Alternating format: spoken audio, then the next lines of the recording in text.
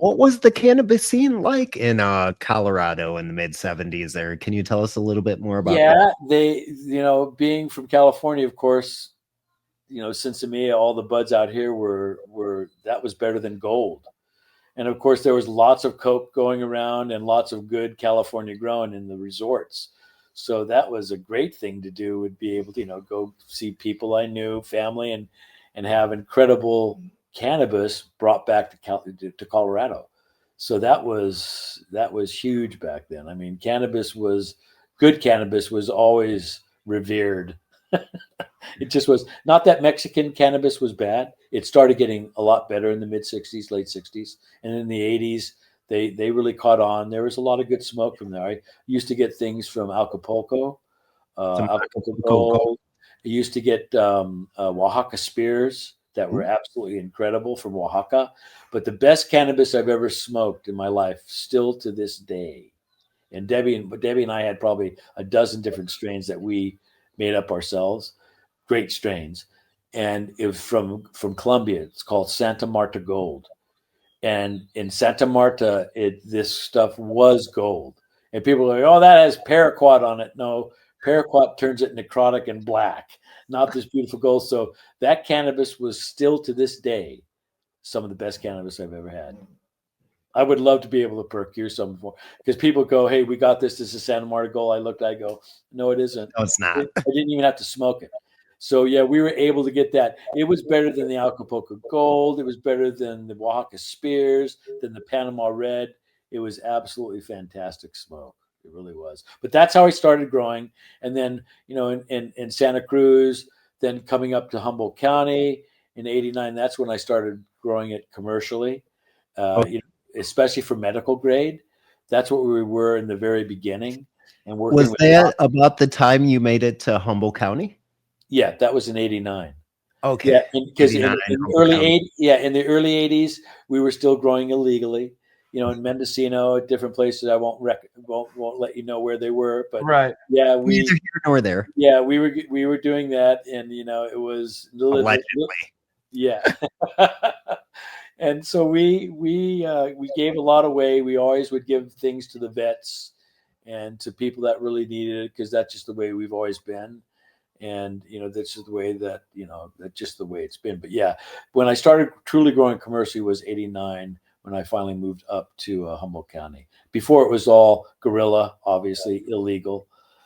But yeah, I was never a huge grower, but enough to where I lived a decent life. Enough to get by. Yes, yes. Yeah, Maybe a little citizens. bit more occasionally, but I was a working stiff, but Yeah, working stiff in cannabis. It wasn't what everybody thought. Just yeah, another cog in the wheel. There you go. There you yeah. go. They started an enforcement agency there, the camp, Citizens Against Marijuana Production in Humboldt County. And you We heard were, helicopters, and that's what you hated, uh, hated, we hated. were, we've had helicopters land on two different properties we've had in the same day. We were never busted. We were very smart in what we did, but I think we were the second or third bust in California in 1983 with camp in Round Valley in Mendocino. And of course, we gave up the property and everything else. We didn't want to have anything to do with that. But I think, yeah, there were helicopters there, planes flying over. Supposedly, I wasn't there when it happened. I was gone, thank God.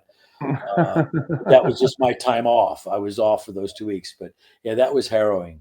So then Mm, for a few years, it was just like, nope, I can't do anything. If I do this again, I want to do it when it's legal and where so I just grew for myself and friends, guerrilla style again. I always did that. Right, right. But then moving into like the early 90s, where did that put you in Humboldt County? That was in Southern Humboldt in a place called Salmon Creek, which I just came from. Haven't been down there in a while. And that's where all the illegal growing was going mainly. It was growing mainly was in Southern Humboldt, northern Mendocino, and it obviously shifted. The more years went by, it started shifting out. Trinity County, Butte County, it went to other states. People really started growing there a lot in the United States after that. But Humboldt is where it all began. My wife came up in 1971, I think, or 72. She was up one of the originals, and that's when everybody came back to grow. to be back to land, and they were growing even before Sinsemilla was even happening. And during that process of from Sinsemilla seed to seedless, that she was here at that time. So she's one of the old schools here too. I think it was actually Rafa Cado Quintero that was one of the leaders of the Sinsemilla movement, who actually turned out to be like a bigger player in some of the Mexican drug cartels. But that's actually who started that. Rafa, the big man in that. Yep, he's the one, and somebody had to do it sooner. Somebody else was like, "Are you crazy? The seeds make it way more. What are you doing?" Right. Yes. When we would get the Oaxaca spears, 75% of the weight would be seeds and stem. We'd only get about 25% of the flower mass, but man, it was so delicious. Stuff just went golden.